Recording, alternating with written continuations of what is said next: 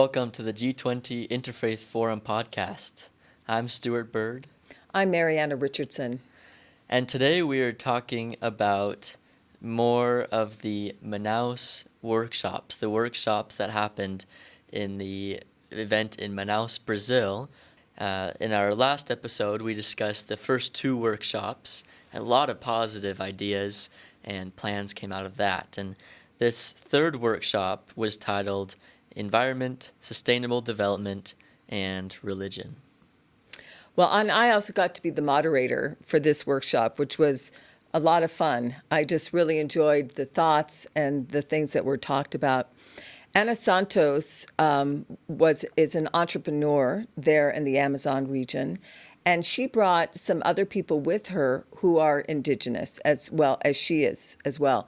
And so they talked a lot about their experience as indigenous people there in the Amazon, who are also being very successful in some of the things that they're doing in terms of Amazon products and bringing them to the fore for other people to be able to buy and use.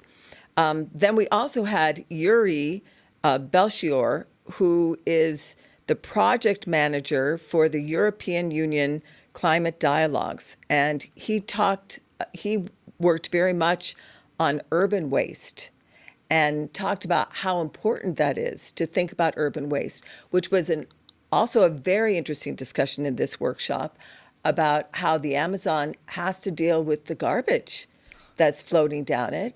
And Yuri talked very much about what he does to help that situation. Then we also had Peter Francois, who is a professor at the University of Oxford, and Diana Gerson. And we're going to talk more fully about their two talks, because they were more actual talks that they were giving with some very specific and important information. Peter works very closely in talking about what we can do with the data. I know last time we talked about Arnie and the focus that he had on how important it is that we get data analysis in terms of looking at climate change, but also the way indigenous people are being used or misused. Peter continued that. He pointed out that he had three aims for this conference.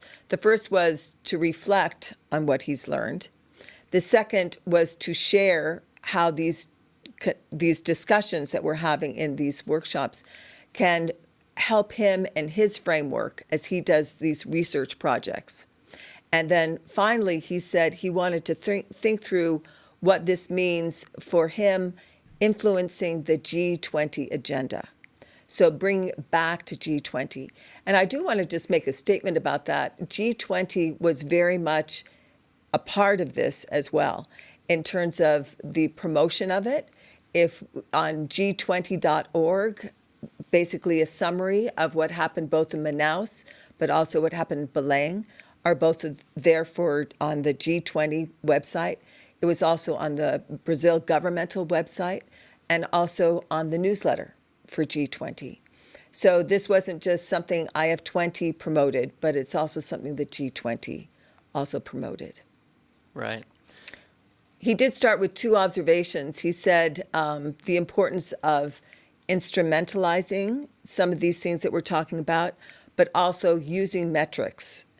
And he said oftentimes when we're talking about some of the issues that we're talking about with religion and climate, or religion and any of the SDGs, that we usually use stories or case studies. And his focus was, he said, that's all great, but most governments want numbers. So what are we going to do to bring this down to numbers so that governments can come in and say, okay, I need to improve this number by doing X? And he said, that's the way governments work. And so we need to think of a way to get numbers to help governments to understand what they can do to help some of these areas. And then he said, clearly indigenous communities have some pushback against some of these things, but they need to be a part of the conversation. And that's something that I think we definitely saw in the conference, but also here in the workshops, that they must be a part of the conversation. Yes, they shouldn't be separated. It affects their life so much, so it makes sense that they should be involved with those decisions. And we need to invite them. Yeah. And that's his other point, is that they are ready to be involved, but we need to make sure that they have a seat at the table. Yeah. And then he said, these tensions are well known, so what are we going to do to change it?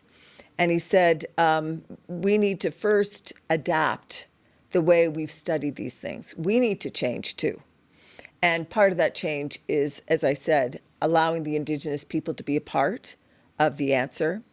And then his project, he talked a little bit at the end. He said his project is on the evolution of religious tolerance, and obviously a project steeped in metrics, dashboards, and other things. But he said he wants to record every data point that is of levels of uncertainty and levels of disputedness. And his point here is that all times when we talk about indigenous people and African descent religions, and how oftentimes they are not given the right of freedom of religion, that oftentimes there is an intolerance to some of the things that they believe in, that he said we need to use data points to be able to show that this is what's happening. And he says we need to engage these communities to help us know exactly what's happening and then put numbers to it. So he said in their project, they are increasing their sample size, and they're hoping to incorporate indigenous histories to increase their diversity as they're looking at freedom of religion.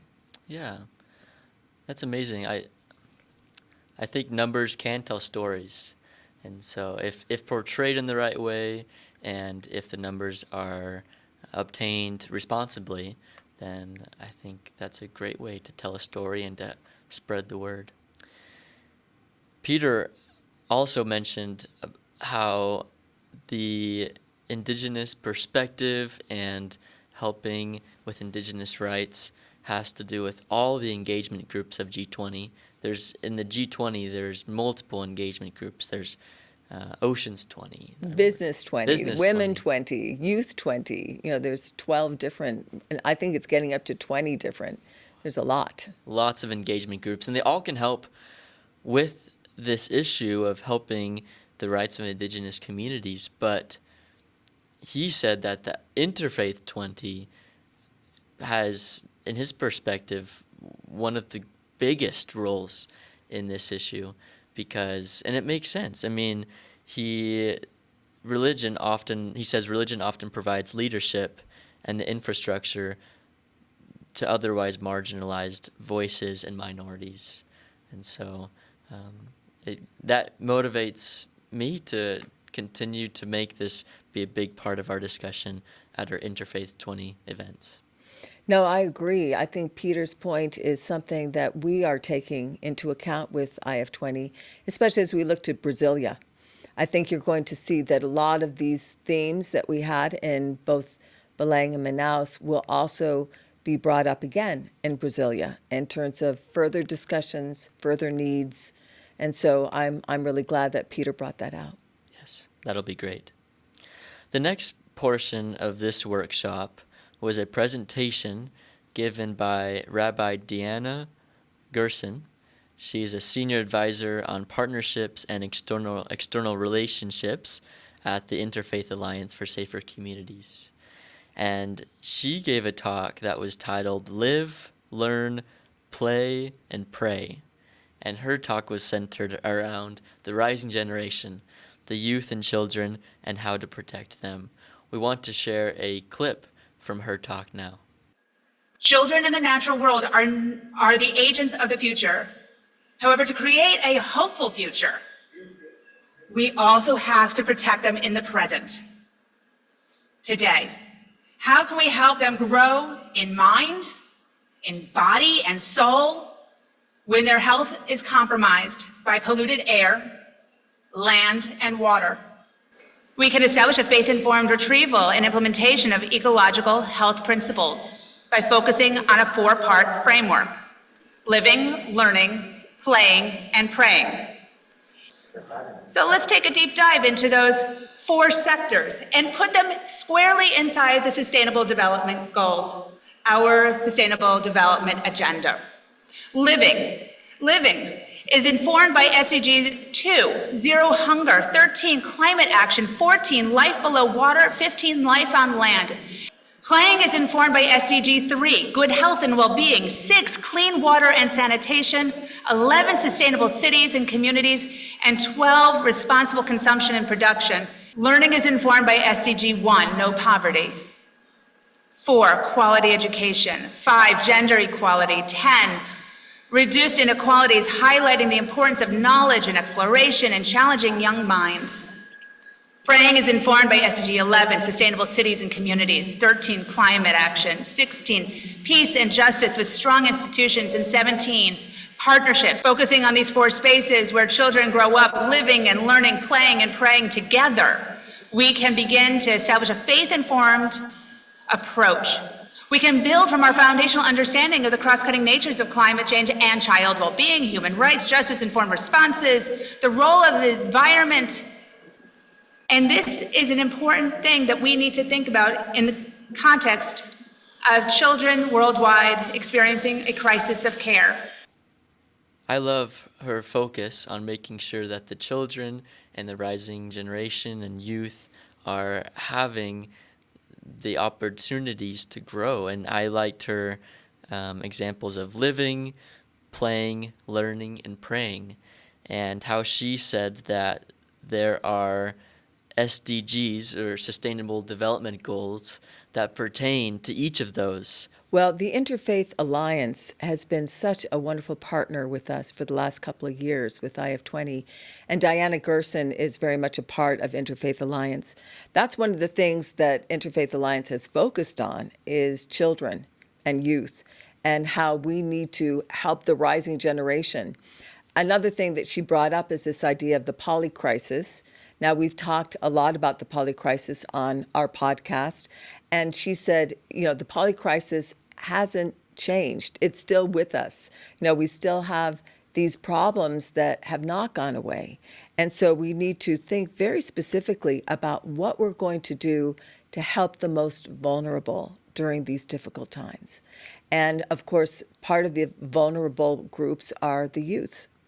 And so she talks very much about it, but I love her thoughts because she's so positive. It's rather than going into the negative and how bad everything is and all that, it's all about the positive and what faith-led initiatives and faith communities can do in a positive way to help these things. And I love that vision of the positive. Yeah, I love that too. That's so great. And at the very end, she gave these wonderful teachings from sacred traditions. Did you have a favorite one that you had? I know I did. She said the world, this is from the Dalai Lama. Okay. He said, the world grows smaller and smaller, more and more interdependent. Today, more than ever before, life must be characterized by a sense of universal responsibility, not only nation to nation and human to human, but also human to other forms of life. And I think that's really true. When we talk about climate, sustainability, we need to think outside ourselves, but also think to the world. Right. Yeah, I love that. My personal favorite quote that she shared in this let's see, let me try again. My personal favorite quote that she shared was from the book of Wisdom in the Septuagint, that chapter 13, verse 5. It says, "Through the greatness and the beauty of creatures, one comes to know by analogy their maker." And so I think that's beautiful. Yeah, I think it's so cool how the beauty of the earth, all the complicated but beautiful biology and the ecosystems, they can teach us a little bit about our maker or whatever our religion is focused on. And it can also teach us about how to interact with each other and how the world works.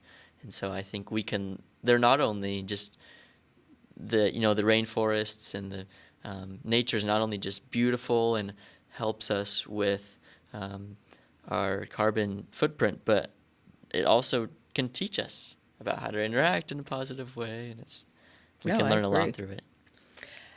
I did want to make a comment about the Brazilian government and how supportive they've been during this G20 year. We have been so grateful for their support. And one of the things that happened in Manaus was we were able to have Adalberto Felicio Malafilho. He is the National Secretary for Urban Environment and Environmental Quality, part of the Ministry of Environment and Climate Change. We had him come and talk to us, as well as a presentation of social participation and diversity. Tacias Fernandes da Silva, who's head of the Social Participation and Diversity Advisory Department. So he also came, and both of them gave such insightful comments. The one that I thought was specifically interesting was Adalberto Felicio Malafilho said that he had never been asked previously, even though he's been a part of the government for a while, but before that he was a businessman. And he said he has never been asked to bring religion and this idea of climate together. And so for him, it was a little bit of a aha moment to be able to think that the two should be put together. And so I really enjoyed his comment that it is important to bring the two together. And the same thing's true with Tacias Fernandes da Silva. He also talked about how important it is that this social participation has happened in Brazil and how it needs to continue as we look forward to trying to help diversity, but also the climate and diversity, all of that when we talk about diversity of people, indigenous people, but also diversity of the flora, keeping the diversity of the plants and animals that are there in the Amazon. That's also very important as well. Yeah, both important types of diversity. The last 2 days of these workshops were based specifically about the Amazon and how to save the Amazon, what we can do to make it better.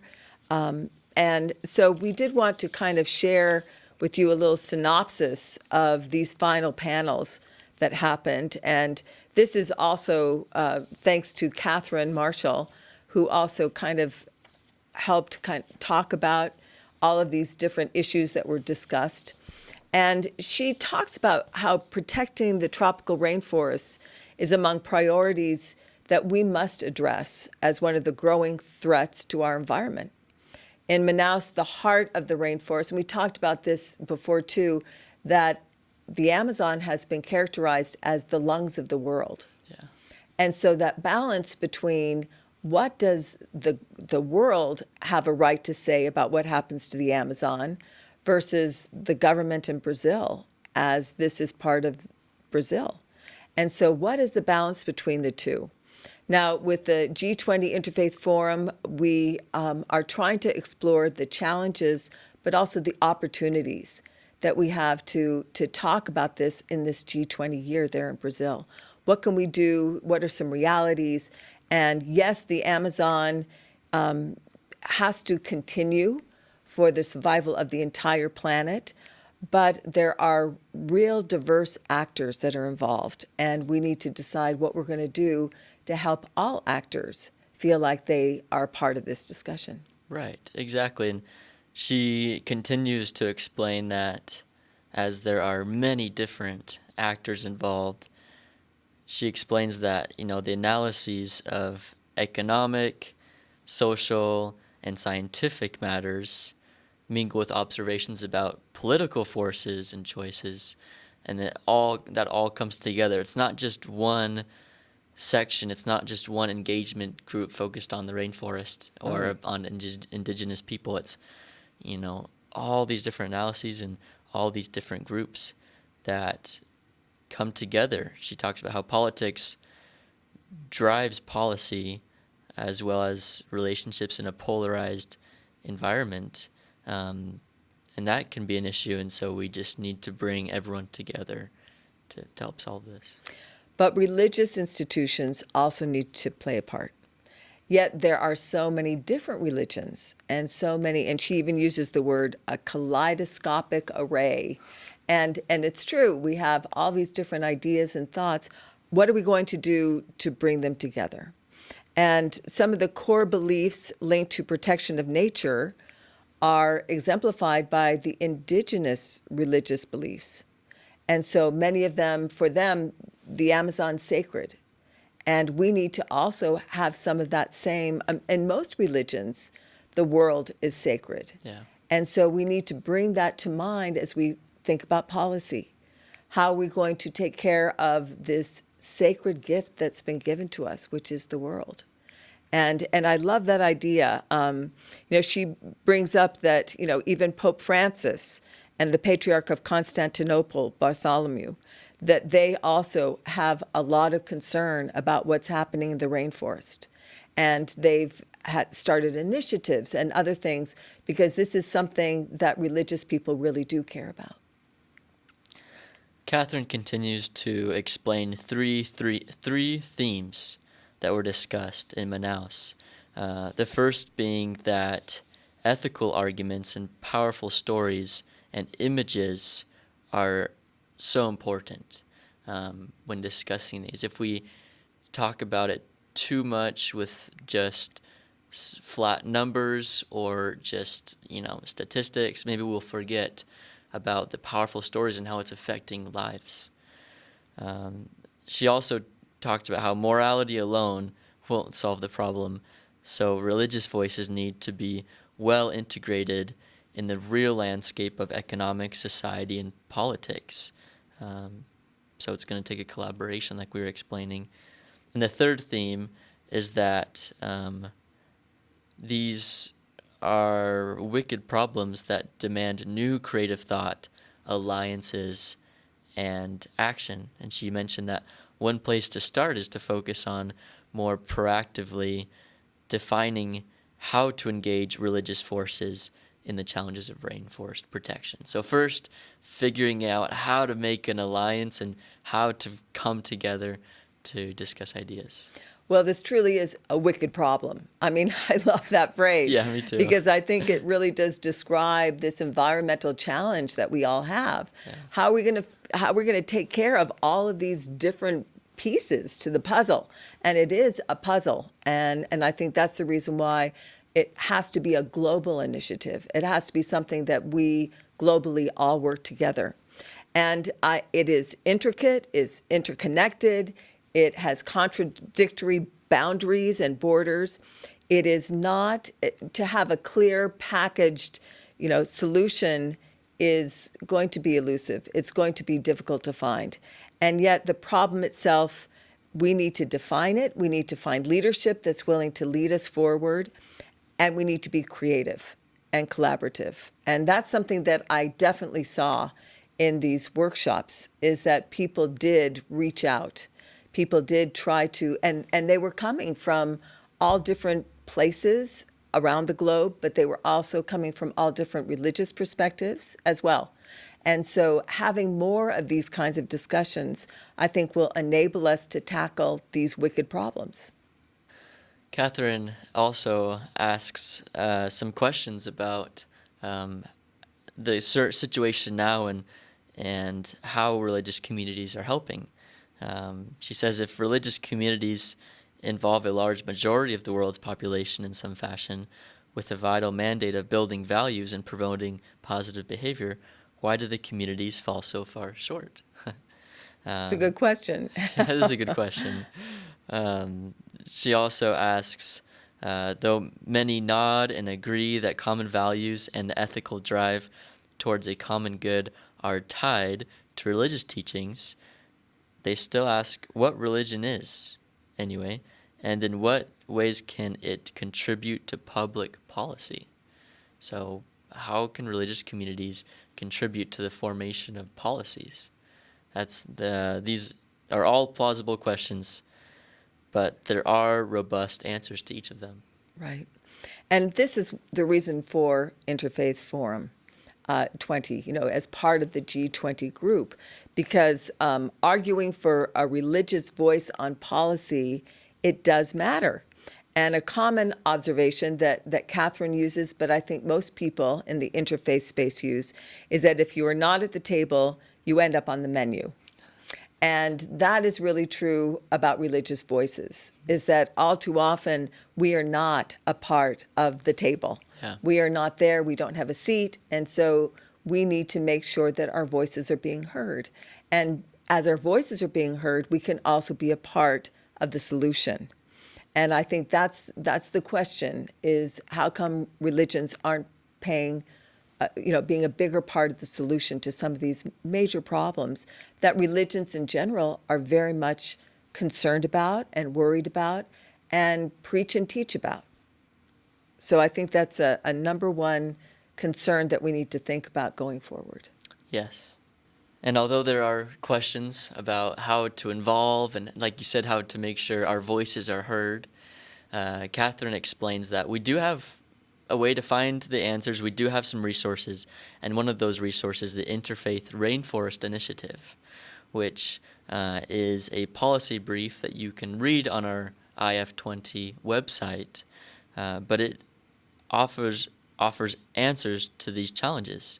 It focuses on the world's 3 largest tropical rainforest regions, which includes the Amazon, and it pioneers approaches that engage diverse religious actors across world regions.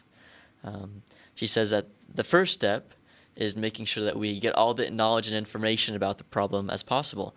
So making sure that religious leaders are aware of the scientific facts and the economic and political issues involved. So making sure that the religious leaders understand what the issue is. And that kind of goes with what Peter was talking about the importance of data, and Arnie talking about the importance of data and bringing that to governments so that they have numbers to be able to work with. Yeah. Yes, finding out what the issue is so that we know how to work with it. That's so important. And then once they understand it, then steps include engaging with communities at many levels, from an individual level to a transnational level, and the communication capacities of religious leaders and communities represent a powerful asset, as does modeling of changes in behavior. I agree. These concerns and frustrations that we talked about so much in Manaus and Belém are things that are also going to continue as we go to Brasilia, and are things that aren't going to have a snap answer. We're not going to be able to fix these problems, just with a wink of the eye. It's going to take a long time, years and years, but little baby steps along the way. And I think that Manaus and Belém were baby steps to kind of help solve some of these problems, specifically helping us understand how complex these problems are, but also helping us putting faces to some of the people that have been affected. We talked a lot about the stories and how important it is that people understand the stories. The stories are real. Yes, we need numbers for governmental change, but it's the face with those numbers that also helps us understand how important that change is. And for me, that's the reason why I felt that Manaus and Belém were so powerful, was that the stories, the people that I met, the faces that I saw, that kind of brought some of these Amazonian issues and problems to life for me, also helped me understand how important it was that we do something about them. Yes.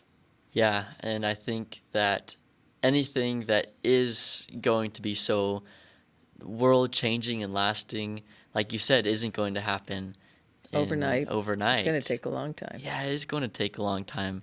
And so I'm personally just excited to see what happens as more actions are taken, and as more ideas are discussed and plans are made. Well, and individually, what can we do? And I think that's something I'm hoping from this podcast, people are asking themselves, what can we do? What can I do personally to help with these issues? Yeah, I personally, at least, am going to be thinking about that more. We hope that each of you who are listening can have also thought about those questions and We thank you for listening to another episode of the G20 Interfaith Forum podcast. Thank you.